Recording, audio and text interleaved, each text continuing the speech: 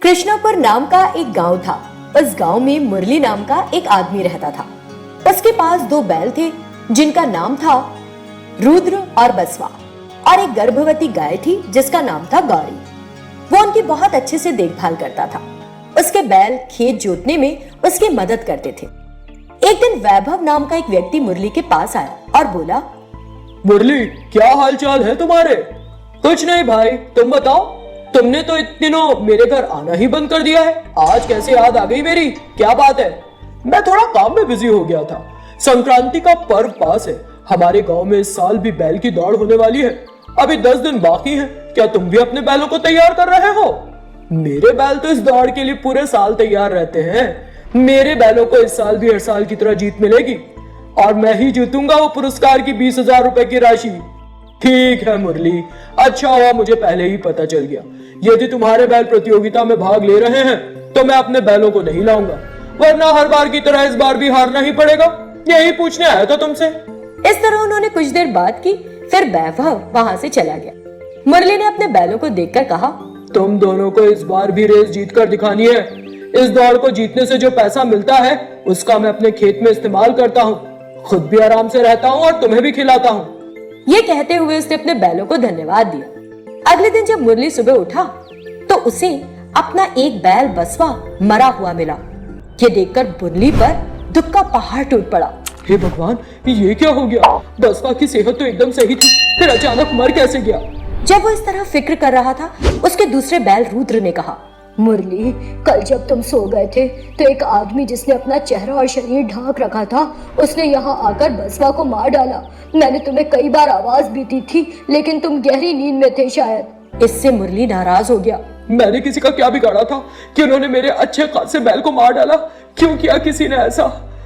इस तरह वो बहुत परेशान हो गया। दोस्त, परेशान मत हो, मैं तो जिंदा हूँ ना। मैं रुद्र मिलकर करेंगे खेती, तुम इसकी चिंता मत करो। गौरी, तुम एक गाय हो और अभी तुम गर्भवती भी हो। तुम हल कैसे उठाकर चला पाओगी? मुरली, तुमने इतने दिनों मेरा इतना ख्याल रखा है, अब तुम्हारा कर्ज चुकाने की मेरी बारी है, ना मत कहना। ये सुनकर मुरली ने कहा, ठीक है। उस दिन उसने गौरी और रुद्र की मदद से अपने खेत में सुबह से शाम तक खेती की। शाम को उसने कहा, आज के लिए इतना ही काफी है, अब हमें घर जाना चाहिए। आओ। ये कहकर वो उन्हें अपने घर ले गया।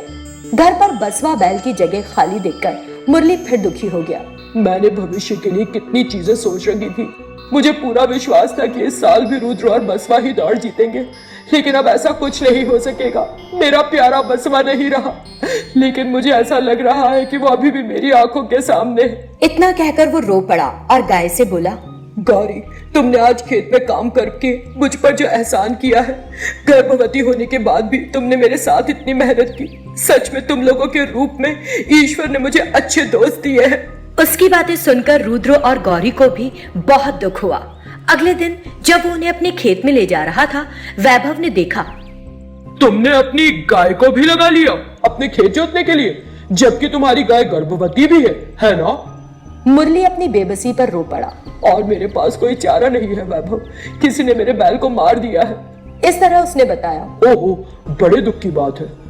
इस तरह उसने सहानुभूति दिखाई और वहां से चला गया। फिर मुरली उन दोनों को खेत ले गया और खेती शुरू करी। शाम में वे घर लौट आए। उस रात मुरली रुद्र और गौरी के पास एक खाट पर सो रहा था। तभी वहां नकाब पहने एक आदमी आया। अगले भाग में देखेंगे कि आगे क्या हुआ। सुंदरपुर नाम का एक छोटा सा गांव था। उस गांव में सभी लोग अपने अपने खेतों में फसल उगाते थे और बहुत सुकून से रह रहे थे। कुछ समय बीत गया।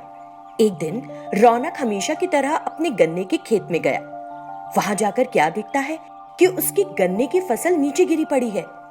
ये देखकर, हे ईश्वर, मवेशियों ने इतनी अच्छी उगी फसल को पूरी तरह बर्बाद कर दिया, लेकिन मवेशी यहाँ तक आए कैसे?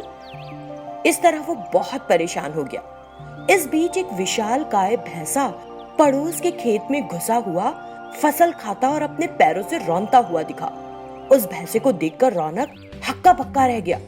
तभी वहां एक दो आदमी और आए और उस विशाल काय भैंसे को देखा। इतना बड़ा भैंसा, ये भैंसा कहां से आ गया? ये तो सबकी फसलें बर्बाद कर देगा। तभी उस विशालकाय भैंसे ने उन तीनों को देख लिया और उनकी तरफ तेजी से दौड़ा। वो सब वहां से जान छोड़कर भागे। उनके पीछे पीछे वो भैंसा भी गांव में घुस आया और अपने सींगों से लोगों पर हमला करके उन्हें फेंकने लगा। इस तरह उस भैंसे ने पूरे गांव को परेशान कर दिया। सभी ग्रामीणों की हालत खराब हो गई। तब रौनक ने उन ग्रामीणों से कहा, पता नहीं ये भैंसा कहां से आ गया है। इस भैंसे की वजह से हमें बड़ा नुकसान हुआ है। हमें इस विशालकाय भैंसे को वापस जंगल में छोड़ना होगा। हम इसके सींगों को रस्सियों से बांधकर इसे ट्रक में लाद देते हैं और फिर वापस जंगल में छोड़ सकते हैं। रौनक ने कहा, ठीक है। अगले दिन सुबह वो भैंसा फिर से गांव में आ गया। कुछ ग्रामीणों ने हिम्मत दिखाई और बड़ी होशियारी से उसके सींगों को रस्सियों से बांधा और उसे ट्रक में लादने की कोशिश की, लेकिन उस विशालकाय भैंसे ने सभी रस्सियों को तोड़ दिया और भागते समय कुछ लोगों को घायल भी कर दिया। तभी एक संत उसके सामने आ गए। उस संत को देखकर भैंसा अचानक उनके सामने शांत होकर ठहर गया। संत ने अपने मंत्रों का इस्तेमाल किया और उसे उस ट्रक में लाद दिया। फिर उन्होंने ग्रामीणों से कहा, ये भैंसा जंगल में अपना रास्ता भूल गया और गलती से यहाँ आ गया। तुम लोग जंगल में पेड़ काटना नहीं छोड़ रहे हो ना? इस बार तो ज्यादा नुकसान नहीं हुआ क्योंकि ये एक भैंसा है। यदि तुम लोग अपनी आवश्यकताओं को पूरा करने के लिए जंगल में पेड़ों को काटना जारी रखोगे तो भविष्य में बाघ और शेर भी आएंगे और तुम्हें अपनी जान गंवानी पड़ेगी। कम से कम अब सबक लो और पेड़ों को काटना बंद कर दो। जिसे सुनकर संत, हमें अपनी गलती का एहसास है। हम जंगल में पेड़ अब से नहीं काटेंगे, बल्कि हम ज्यादा से ज्यादा पेड़ लगाने की कोशिश करेंगे। फिर ट्रक ड्राइवर उस विशालकाय भैंसे को वहां से ले गया। सभी ग्रामीणों को सुकून आया और उस भैंसे को पकड़ने के लिए संत का धन्यवाद दिया।